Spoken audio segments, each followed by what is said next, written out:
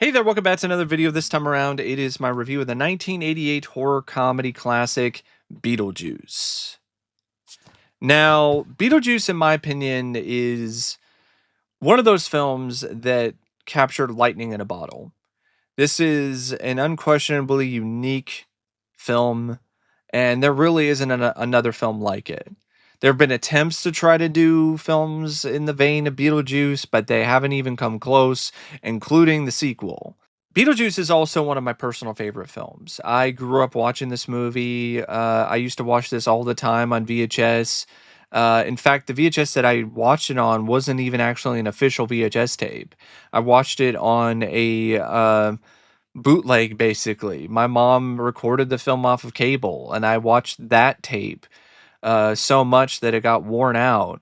And I've watched the film countless times on other formats ever since DVD, Blu ray, and now 4K. And it's a film that just keeps getting funnier every time I see it. Now, Beetlejuice is directed by Tim Burton, and this was his sophomore effort. And there's no sophomore slump here. I think his direction in this is honestly even better than his direction in his previous film, in the first film that he did in Pee-wee's Big Adventure. And his direction wasn't bad in that either, but his direction here is some of his best work. To this day, it still stands as some of his finest work as a filmmaker. It's ambitious, it's crazy, it's wild, but it's also really focused and really honed in, despite the fact that it's just this weird, wild film.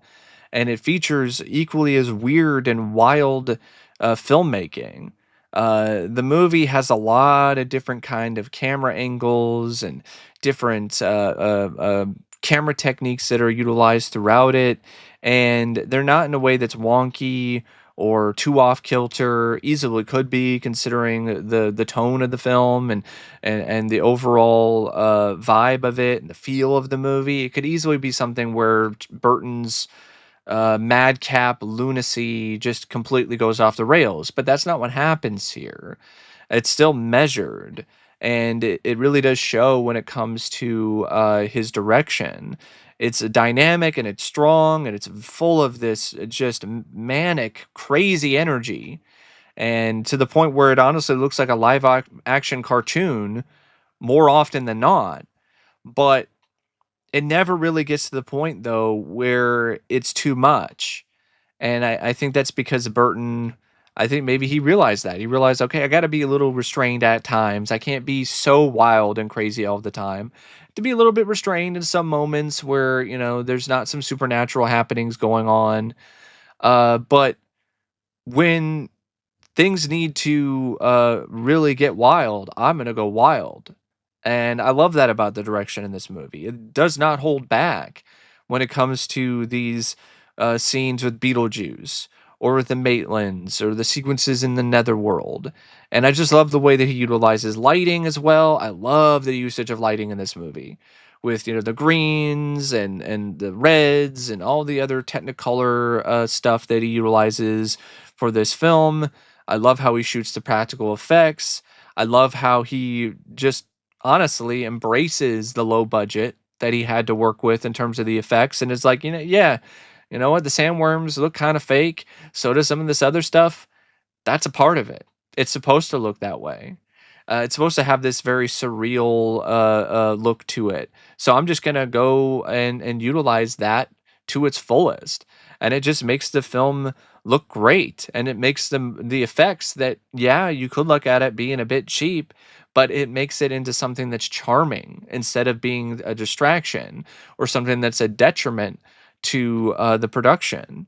And there's just so much of Burton in this movie, and you can tell that he loved directing this. You could tell that he had a blast directing this movie.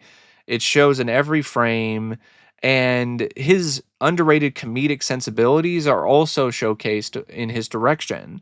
Stuff like the Deo sequence, when the Dietzes are possessed by the Maitlands and they start singing Deo. Like, a big part of why that scene is so funny is because of the way that Burton directs that sequence. He knows how to really work with proper comic timing, having something that's absurd and silly, but shooting in a way where you still maintain the right comic timing and things aren't off. Like for something like that that had a lot of choreography and had a lot of other different elements, like if anything about that scene is off, that scene would fail. But that didn't happen because Burton was just an absolute professional and just really put his skills out there and put everyone on notice, really, that he is one of the best and most creative young filmmakers of his time with his work in this movie. And his creativity is just all over this film because you can just see Tim Burton's own aesthetic in the movie itself. When it comes to like the design of the sandworms, even some of the other monstrous designs, or like the stuff when the Maitlands decide to make themselves look more scary, a lot of that is very Tim Burton. And even like Beetlejuice and the way that he appears and his whole appearance is very Burton. And I love how he stood by his vision for the film, and he took all these risks, and he actually went above and beyond to get the cast that he wanted for this movie.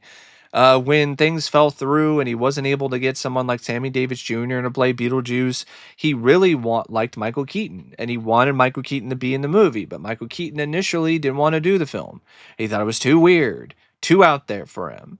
But Burton didn't give up. And eventually he sold Keaton on it, and then it wound up becoming Keaton's favorite film that he's ever done in his entire storied and long filmography. He's also the reason why other actors eventually did sign on, like Geena Davis, who were initially not too sure about the production. He's also the reason why Winona Ryder signed on to do the movie, because he actually went out of his way to meet with her, and he talked with her in a very down to earth way, and he found a way to make an impression on her that was so strong that she didn't even think he was the director.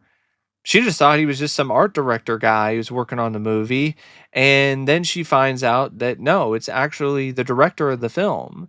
And he has a lot of sensibilities and a lot of passions that connect with her own sensibilities and passions. And they just found this instant rapport with one another. And that just made it so Winona really wanted to do the film. And that also shows when it comes to her performance and just everybody's performance in this movie. Like, you can just tell that the entire cast, they wanted to do well. They wanted to give their all for Tim. And you don't always get that when it comes to young filmmakers. You don't always get that when it comes to filmmakers in general. Sometimes you don't get the best work from your cast. But that isn't the case here when it comes to Tim Burton's take and his overall approach to Beetlejuice. This movie would be nowhere near as successful and be nowhere near as good without Burton. Because in a lot of ways, Burton is one of the main reasons for its success. Now, Beetlejuice is written by Michael McDowell and Warren Scarron.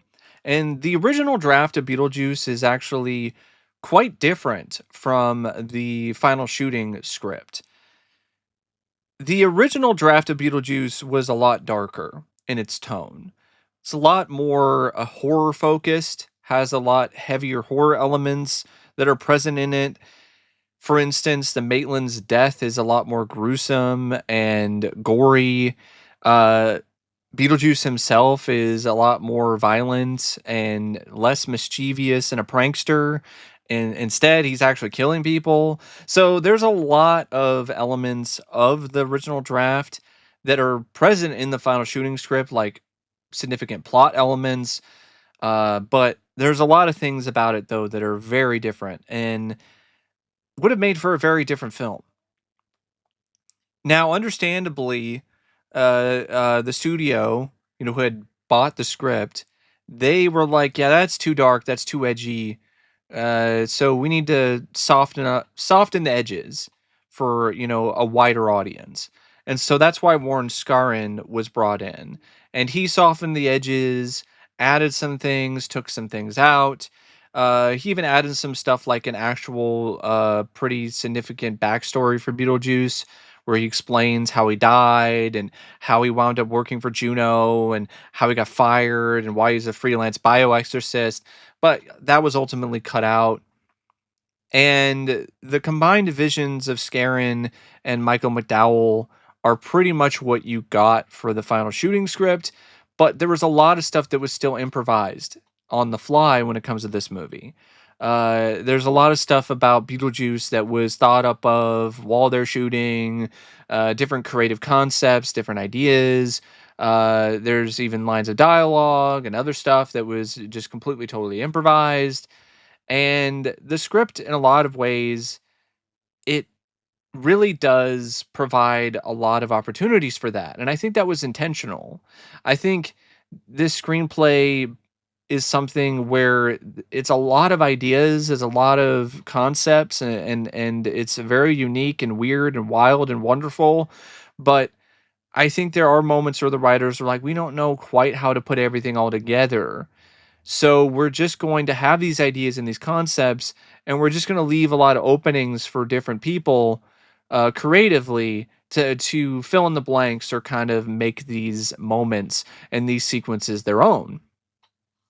And I think a lot of it was mainly because a lot of ideas around Beetlejuice himself were just constantly fluctuating all the time. So I think eventually the writers just kind of settled upon, all right, let's just make things kind of vague and just allow whoever ultimately plays this character to bring the character alive.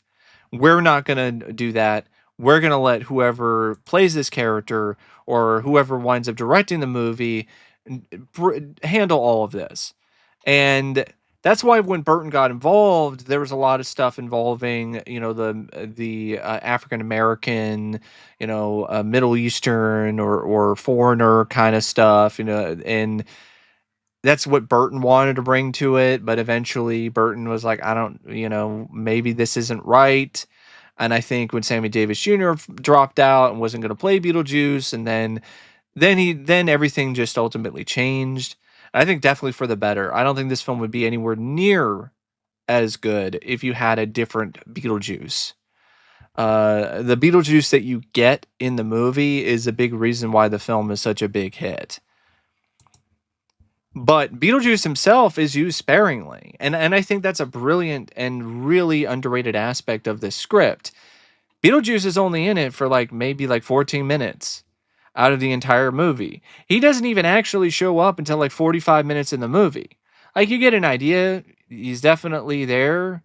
He's there slinking around and hanging around in the model. And you definitely get this sense that he's up to no good, but you don't actually see him doing anything until 45 minutes in terms of him interacting with the cast. Before you have stuff like this, the scene with the Zagnut bar where he eats the fly. You have the commercial that shows on TV. But other than that stuff, you don't actually see Beetlejuice interact in person with the cast until 45 minutes into the film. And I think that was actually a wise choice. It enabled the script to establish different characters, the Maitlands, the Dietzes. It enabled them to establish the whole concept of the netherworld and focus on that, and then bring in Beetlejuice, and then have him be more of a focal point. And I think that was a really smart idea, and I think that was a really good way to give Beetlejuice a fair amount of screen time, but in a way that enables the character to really shine because of the fact that this character isn't overplayed. That there isn't too much of Beetlejuice. You just get a sip of Beetlejuice. You get a taste of Beetlejuice, and it tastes good, and it's delicious, and you love it. And I think that's why audiences couldn't get enough of the movie, couldn't get enough of Beetlejuice, because of the fact that you had a taste of him and it was good and you wanted more, but it's the fact that you didn't get an overabundance of this character is why the character worked so well and had such a instant impression upon people and still has a very strong impression upon people to this day because the character never got played out, and that was by design, and I think that was a really smart choice by the writers. And there's just a lot of smart stuff in this script. For instance, the overall concept of the film is genius to me. It takes a tired and true concept, a old hat, so to speak, when it comes to a plot for a horror film, the haunted house movie, and it completely flips it upside down. It's like, you know what? The ghosts that are haunting this house, they're actually cool. The Maitlands, they're nice. They're charming. They're a good couple. They mean well. They just want to live in their house and, deal with their time of being undead and trapped in this house for over 100 years in peace. But now here comes the Dietzes, these obnoxious, awful living people, and they're the ones that are haunting the ghosts. And now the ghosts have to try to find a way to exorcise the living people out of their lives. Brilliant idea. Genius concept. Had never really been done before. It was actually unique and it was executed to near perfection. And in large part, I think what makes it work so well is because you really do learn to really like the Maitlands as a couple early on. They seem like really great, down to earth people. And then when they die tragically, and then they wind up being these ghosts, and they're interacting with the netherworld and they're dealing with the fact that they're dead, it's something that is fascinating, but it's also tragic, and you're pulled in and you care about them. So then when you bring in the Dietzes and you show like how completely different their personalities are to the Maitlands, and it becomes this war of ideals and war of morals and so on and so forth, it becomes all the more compelling. And then when they ultimately fail in getting the Dietzes out of their house, when they do all this extra work with the shrimp and the Deo, and they think that they're gonna, scare the Dietzes completely shitless, and it doesn't work, that is when things get even more interesting because that is so unexpected. That's another aspect of the script that I love is its unexpected elements, its spontaneity, its unpredictability. Like if you've never seen this film before, there's a lot of stuff that's going to come out and a lot of stuff that's going to pop up and it's going to happen that you're not necessarily actually going to see coming. You probably would expect them to run screaming out of the house after the Deo scene. But instead, the Dietzes and their expensive dinner guests, they're like, that was thrilling. That was awesome. Hey, let's buy out the town so we can make it into a one massive paranormal attraction and charge people money to go into this house and have this very experience. In a lot of ways, that whole aspect of the script is just a brilliant satire of capitalism. And I love that aspect of this script. It's just so clever and so intriguing. And then the Deetzes are like, what are we going to do now? And it's a great setup for them to actually go against the word of their caseworker, Juno, who said a lot of things about Beetlejuice that make it sound like he's not a good guy. He's not somebody you should trust. And then they're desperate and then they're like, we'll just say his name 3 times anyway, see what happens. And I love the idea of them going into the miniature that they helped create themselves. The Maitlands, Adam's miniature, and they go in there and they dig up Beetlejuice, and then just everything involving Beetlejuice just being this lecherous, just slimy, just jerk. is so fun. Like, the guy, in a lot of ways, he's a gross, perverted, um, ass, but the way that things are set up with this character, he never really comes across like a significant, like, threat or super, like, evil and over the top. He just comes across like, you know, in a lot of ways, an obnoxious nuisance type, but like very obnoxious, but in a way that is actually not as off-putting as it sounds. And I think in large part is because of the fact that the script, yeah, it leaves a lot of room for Keaton to improvise, but it also doesn't provide a lot of elements that just make this character into something that's a little too sinister, a little too twisted. Like, so, they ease back on some things that they easily could have had in there in terms of like a more disturbing backstory or some other disturbing things that he does, but they didn't really do that. And I also, of course, cannot talk about the script without discussing Lydia. The character of Lydia is, in a lot of ways, the genesis of the prototypical goth girl, and for a very good reason. But it's not just superficial stuff that makes this character so good and so iconic and so well beloved. It's because this character is written in a way where she's a genuinely good person. She's got a good heart to her, despite her, dark clothes and her personality that you might consider to be a bit off putting if you didn't get to know her personally. And it's a great example of not judging a book by its cover. And I think also showcasing a young girl in a way that is not as, idealistic as typical sort of films portray these young girls was also something that was very refreshing at the time, because you didn't see that a whole lot. A lot of them were just, goody little two shoes, little Miss Perfect. You don't really, that's not what Lydia is. She's suicidal. She's got her issues. She's got her problems. She lashes out against her parents at times, and sometimes it's deserved. Other times, you could argue maybe it's not, but it's done in a way where it's not the typical cliched angsty teenager trope.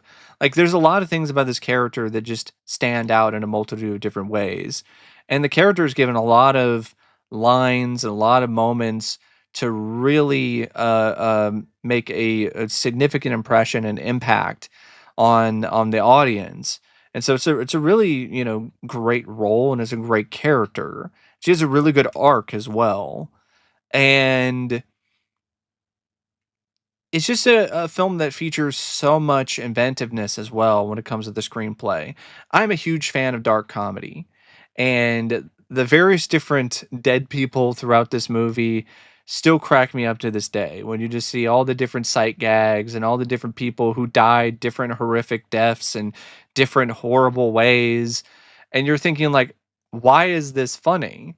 It's because it's done in such a tongue-in-cheek and cartoonish fashion that you can't help but laugh. And you got this guy who's literally burnt to a crisp, and he's still smoking. Like, that kind of stuff is just hilarious to me. And there's so much of that throughout Beetlejuice. Like, the whole idea of the netherworld is really cool and different. And the way that it portrays the afterlife was something that you really didn't see before in other media and in films. You didn't see the afterlife portrayed this way, in a way that's not more inconvenient than anything else. Like, it's not black and white. It's not simple. It's not you go to heaven, you go to hell. Like, it's like you're just trapped. You're stuck there in your house, and you have to stay there for like 125 years until you can move on. You have to do all these different things in order to qualify for going into the great beyond. If you get exorcised, you wind up trapped in this room with all these other lost souls. Like, and you also have to deal with, people who are going and doing freelance stuff who want to exercise the living out of your house. Oh, and sandworms too. You also have to deal with that. Um, but yeah, I love the whole concept of the netherworld that was created for Beetlejuice. And even like the whole climax, the whole finale, how everything just pays off in the end is really satisfying. You get more of the sandworms when they take out Beetlejuice. You have the whole wedding scene and just everything that goes with that. How you also still incorporate some of the miniature stuff with Adam, while he's in miniature form, drives the miniature truck into Beetlejuice's foot. You can still have the very cartoonish fun elements, like Beetlejuice throwing a metal plate over Barbara's mouth so she can't say Beetlejuice the third time. Him taking over Lydia and having her speak for him. When it comes to the wedding, I love that man of mine. Just a lot of just fun, just wild madcap stuff in the finale. The Deets is getting trapped by Delia's own artwork that comes to life and keeps them captive.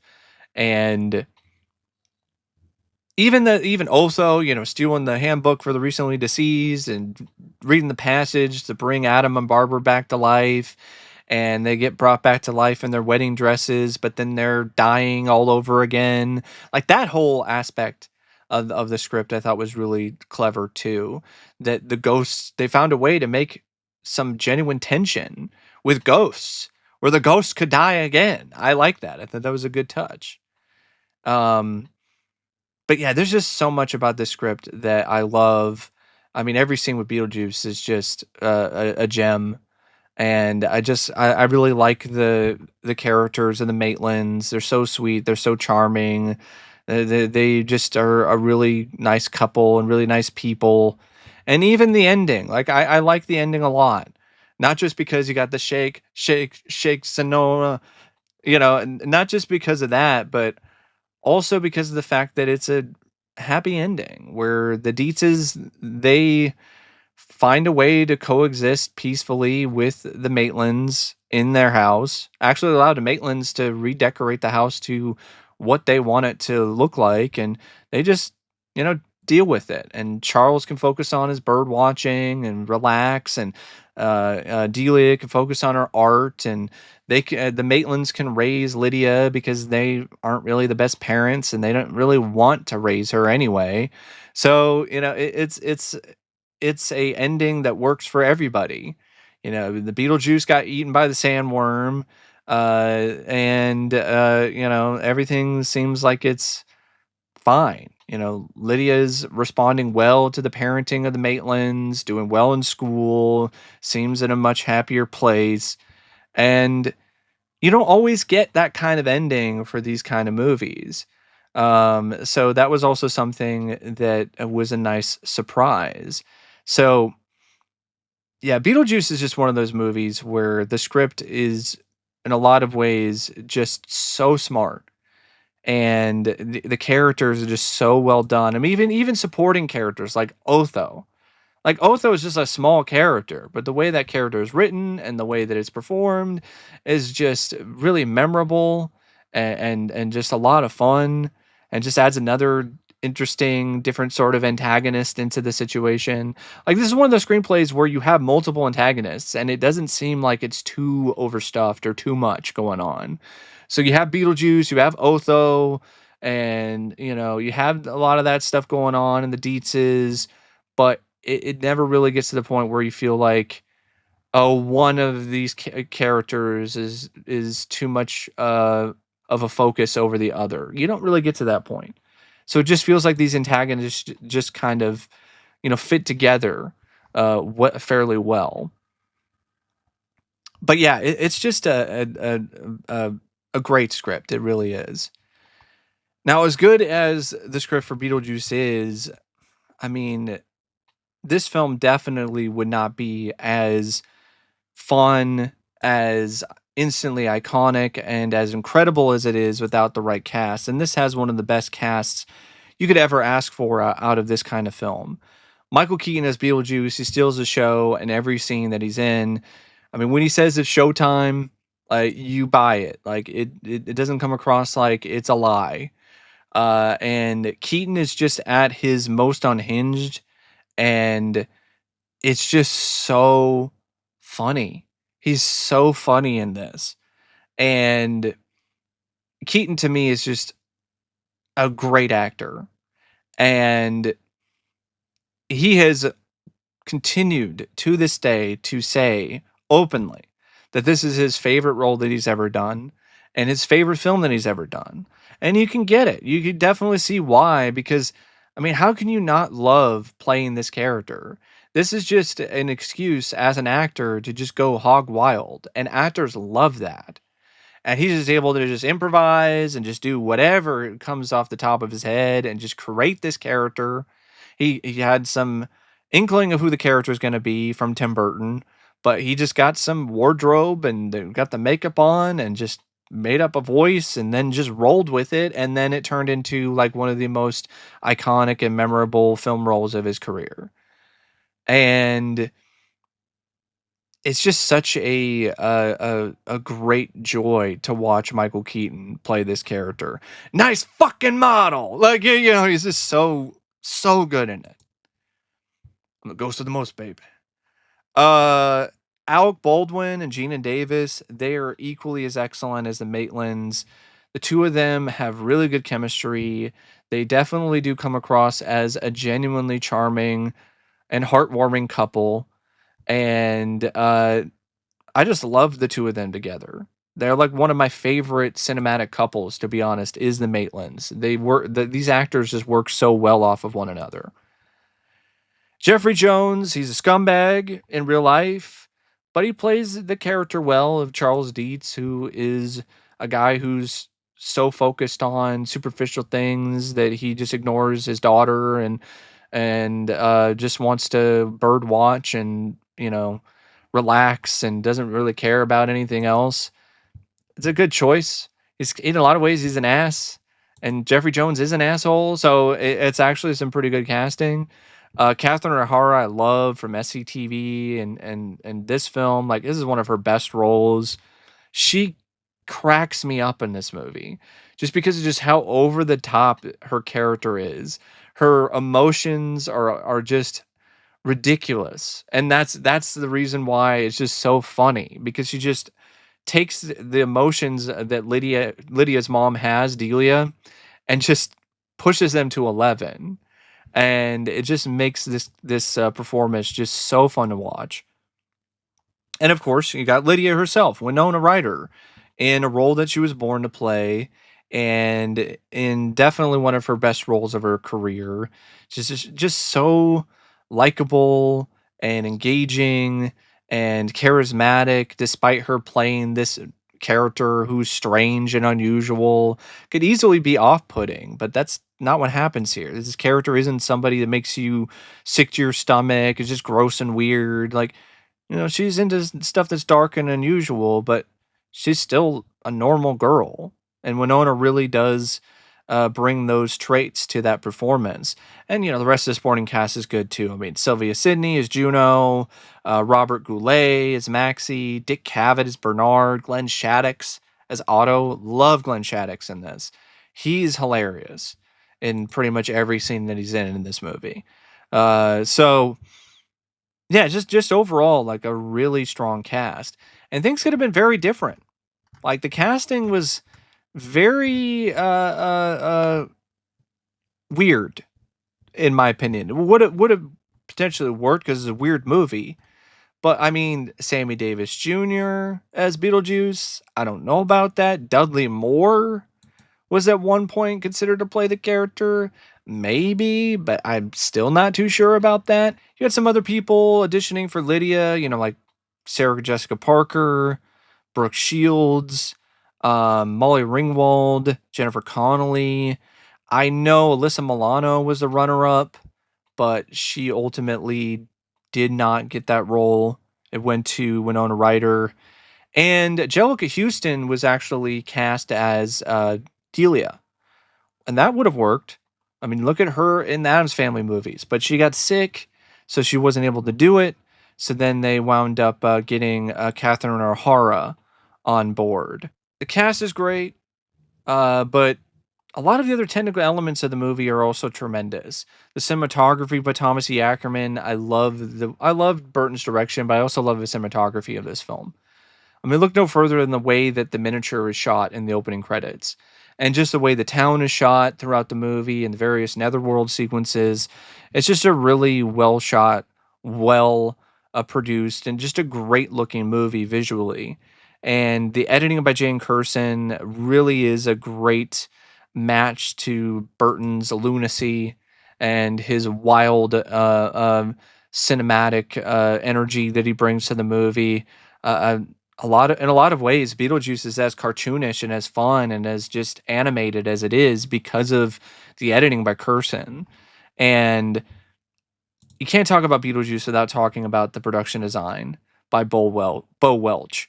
Bo Welch's production design in this is wonderful. It's weird. It's honestly a little bit disturbing at times. And it's creepy, but it's just got so much charm and it's just so fun. It's got so much character to it. And it's always a treat to see it on the screen. And I also love the art direction by Tom Duffield, like the designs of the Dietz's house and the Netherworld and all this other stuff. Like he really works so well with Bo Welch when it comes to their vision for the film and its aesthetic and its style. And same thing goes for the decoration by Catherine Mann or the costume design by Aggie Gerard Rogers, and of course the makeup by Steve Laporte and Vay Neal, and the effects makeup by Robert Short and company, and the stop motion stuff. I love the stop motion stuff in this. Danny Elfman's score in this is excellent. It's right up there with some of his other finest work. I just the opening credits are honestly some of the most memorable opening credits music in anything. Like I have that whole thing playing out in my head constantly, complete with the Deo that echoes. And I just love the way that he utilizes a lot of thumps and bass in the score, and just the score in a lot of ways is definitely the extra added element that elevates Beetlejuice to a completely higher level because the score it just matches the tone of the film so well. It just makes a lot of scenes in the film just so much more powerful, so much more funny, so much more weird, and so much more wonderful. Yeah, Beetlejuice is one of those films that, in all honesty, I could probably watch over and over again and never get tired of it. It really is that kind of film. It also helps it's paced so well. It's only like an hour and 20 something minutes without the end credits. It never gets dull and it never gets boring. But anyway, thanks for watching my review of Beetlejuice. And until next time, I'll see you later. See ya.